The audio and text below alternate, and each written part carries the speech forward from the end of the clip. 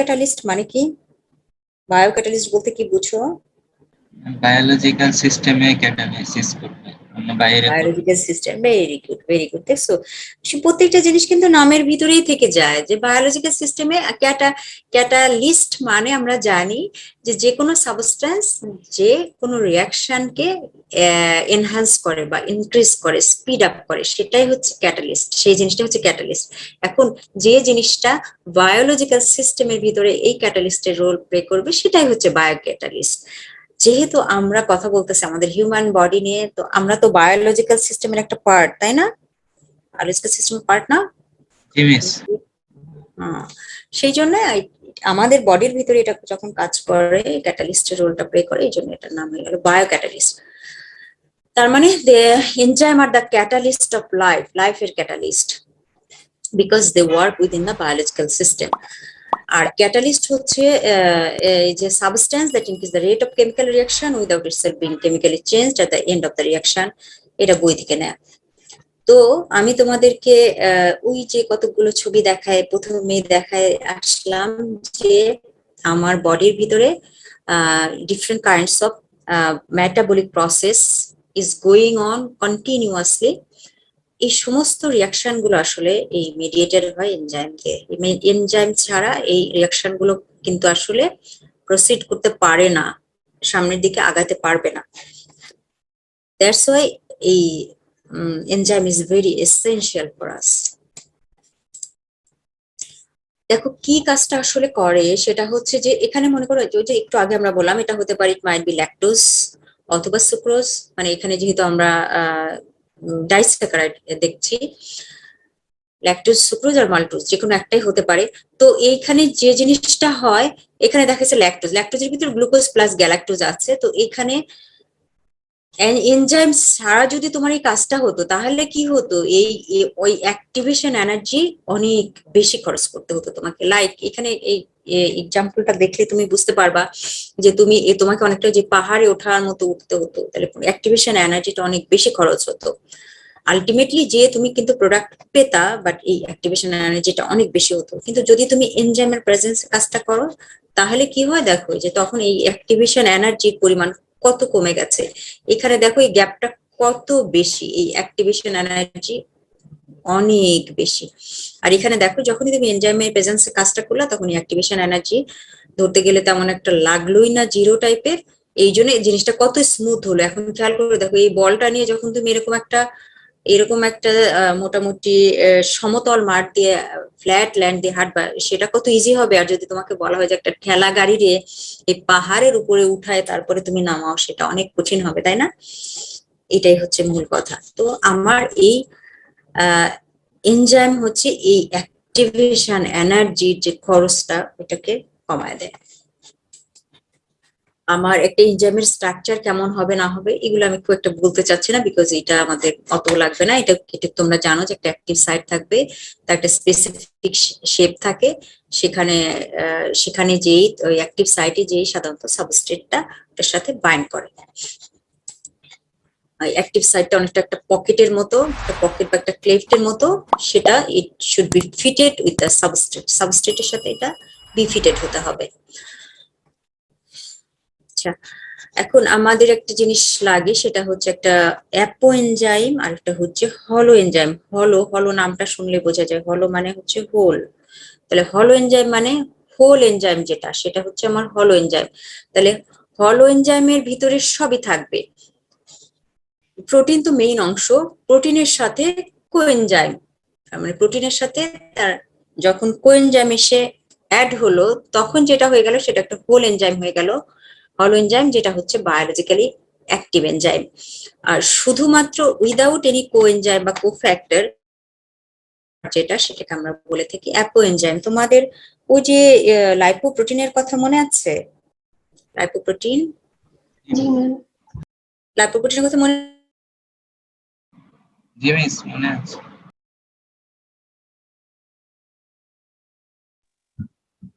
প্রোটিনের কথা মনে আছে? লাইপোপ্রোটিন, জি মিস, লিপিড আর প্রোটিন একসাথে। লিপিড আর প্রোটিন।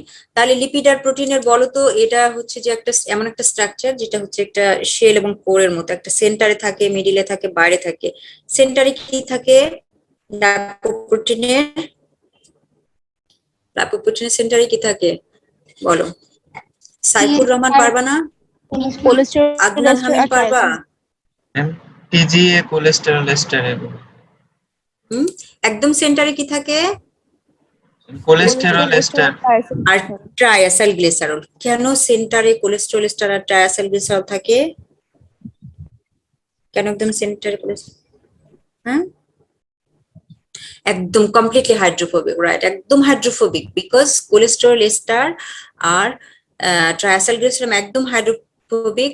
খেয়াল করে দেখো, কোলেস্টেরলের একটাই হাইড্রক্সিল গ্রুপ থাকে 3 নাম্বার কার্বনে, সেইটার সাথে যদি একটা ফ্যাটি অ্যাসিড লাগায় দাও তখন যেটা তৈরি হয় সেটা হচ্ছে কোলেস্টেরল এস্টার। তার মানে এর কোনো পোলার গ্রুপ থাকলো না, একেবারে নন পোলার। এরপরে ট্রাইঅ্যাসাইল গ্লিসারলের কথা চিন্তা করো, একটা থাকে গ্লিসারল, 3টা থাকে ফ্যাটি অ্যাসিড, তাই না? তো এই গ্লিসারলের যে 3টা হাইড্রক্সিল গ্রুপ ছিল, সেই 3টা hydroxyl group will be occupied by fatty acid. তাহলে এখানেও কিন্তু কোনো পোলার গ্রুপ থাকলো না, একদম কমপ্লিটলি নন পোলার। যে কারণে একদম সেন্টারে থাকে হচ্ছে তোমার, এটা এত বেশি হাইড্রোফোবিক বলে ওটাকে সেন্টারে মাঝখানে ঢেকে রাখে। তাহলে মাঝখানে থাকলো এই দুইটা, ট্রাইঅ্যাসাইল গ্লিসারল আর একটা হচ্ছে কোলেস্টেরল এস্টার। আর মাঝামাঝি জায়গায় কারা থাকে জানো? মাঝামাঝি ফসফোলিপিড থাকে।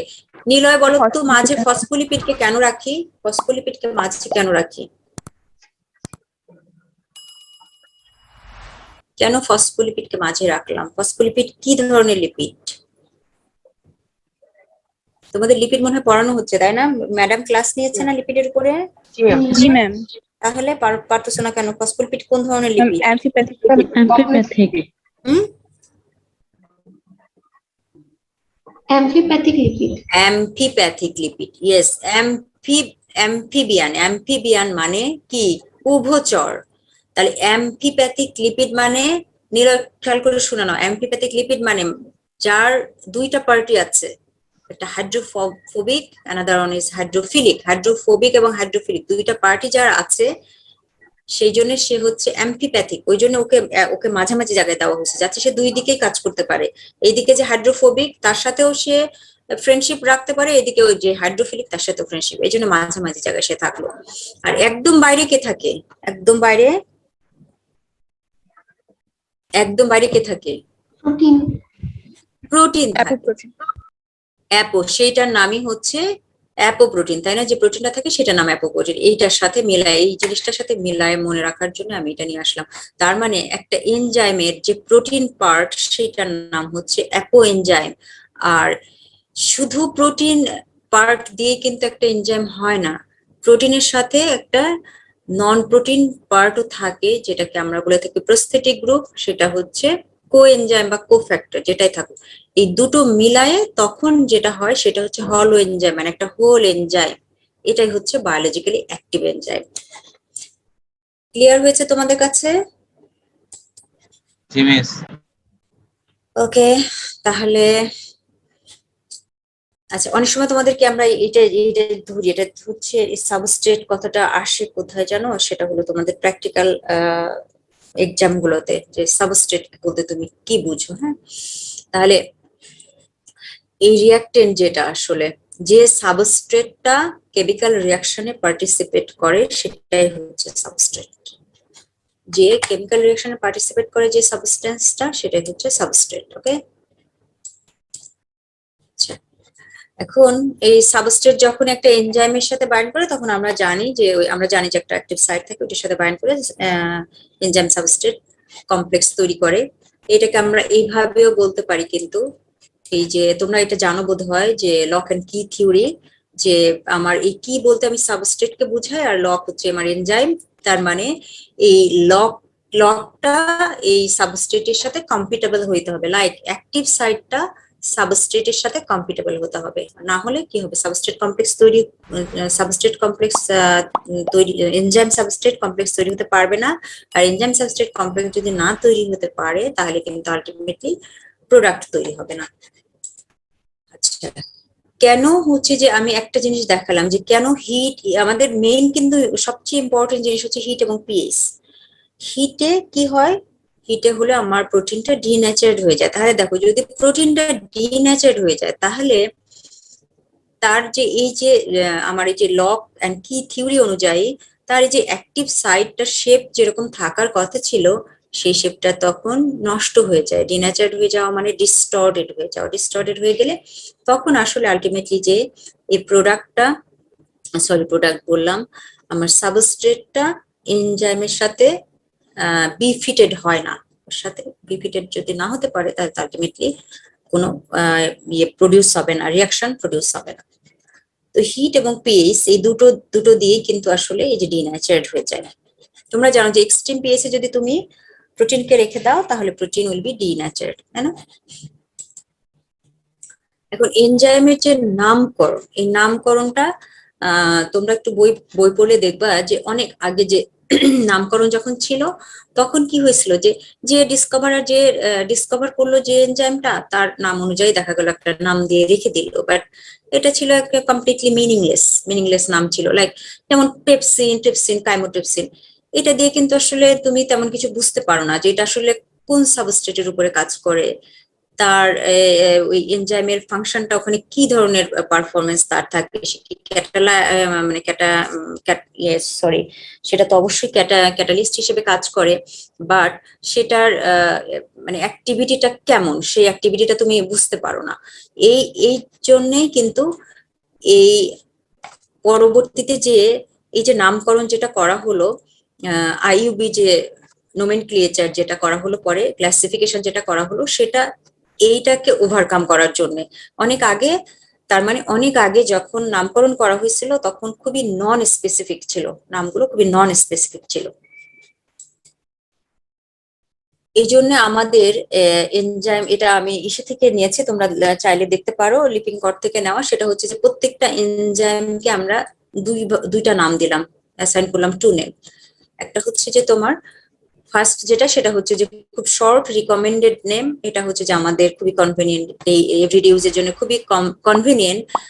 আর সেকেন্ড যেটা যেটা আইইউবি ক্লাসিফিকেশনের মাধ্যমে আমরা পেলাম সেটা হচ্ছে যে একদম complete systematic name. But first ওয়ানটা এই যে যেমন অ্যাজ ফর এক্সাম্পল সুক্রেজ, আমরা নাম শুনলে কি বুঝতে পারি বলো? এটা কার উপরে কাজ করে? সুক্রোজের সুক্রোজের উপরে কাজ করে, তাই না? মাল্টোজের উপরে কাজ করে। তো এরকম শর্ট কিছু রিকমেন্ডেড নেম আছে, বাট এটাকে আমরা আরো একটু সিস্টেমেটিক বানাতে চাইলাম যে আসলে কোন ধরনের রিয়াকশন কোন সাবস্ট্রেটের উপরে কাজ করে, কোন ধরনের রিয়াকশন করে, ইত্যাদি ইত্যাদি যদি আমি মানে একটু ডিটেইলস জানতে চাই তাহলে আমার একটু সুন্দর নামকরণ দরকার। এটার জন্য কিন্তু পরবর্তীতে যে এই আইইউবি ক্লাসিফিকেশনটা করা হলো। এখানে আমরা যেটা হয় যে আমরা মানে উইদাউট এনি ডাউট আমরা এটাকে আইডেন্টিফাই করে ফেলতে পারি। তো এই রিকমেন্ডেড নেম গুলোর শেষে দেখা গেল যে সাফিক্স এএসি লাগানো আছে, যেমন সুক্রেজ, ল্যাকটেজ, এরকম টাইপের আর কি। আর হলো যে এরকম অক্সিডেজ, এইসব এনজাইম দিয়ে আমরা শুধু বোঝা গেল যে এটা অক্সিডেশন রিয়াকশন করে। তারপরে কিন্তু আমরা কি কি চাইলাম যে আমরা আরেকটু কি ধরনের কাজ করে না করে ইত্যাদি ডিটেলস আমরা জানতে চাই। সেই জন্য কিন্তু আমরা পরবর্তী নামকরণটা, এটা রিকমেন্ডেড নামের এখানে যে এই জিনিসটা যোগ করে দিলে ওটা হচ্ছে রিকমেন্ডেড নাম, যেটা এভরিডে ইউজের জন্য ইটস ওকে। বাট এই সিস্টেমেটিক যে নাম সেটা হচ্ছে যে একটা international union of biochemist IUB, যেটা তারা তারা যে কি করলো, তারা একটা বৈঠক করলো, একটা মিটিং করলো, হ্যাঁ মিটিং করে তারা একটা কমিশন তৈরি করলো যেটার নাম হচ্ছে এনজাইম কমিশন, যেটা 1961। এই জন্য যে দেখবা যে প্রত্যেকটা নামের আগে ইসি লেখা থাকে, ইসি মানে হচ্ছে এনজাইম কমিশন। এই এনজাইম কমিশন তৈরি করলো, এনজাইম কমিশন তৈরি করে ওরা এই IUB system of enzyme classification যেটা করলো সেটা বলা হলো যে 1964 থেকে একদম এই এই এনজাইম ক্লাসিফিকেশনটাই সবাইকে ফলো করতে হবে। তার কারণ হচ্ছে যে এই নেমগুলো ছিল আনএম্বিগুয়াস এবং মোর ইনফরমেটিভ, বাট ওই একটাই সমস্যা যে অনেক বড় সড়ো হয়ে গেল। তোমরা নামগুলো দেখলেই বুঝতে পারবা যে নামগুলো অনেক বড় সড়ো, বাট এই নামগুলো মানে সেলফ হচ্ছে সেলফ এক্সপ্লানেটরি, দেখলেই বোঝা যায়। এবং এই আইইউবি ক্লাসিফিকেশন অনুযায়ী কিন্তু আমরা এনজাইম, এই পুরো এনজাইম সিস্টেমটাকেই 6টা মেজর ক্লাসে ভাগ করলাম, করে এর ভিতরে আবার অনেক সাব গ্রুপ আছে। আমরা চলো সেই কথা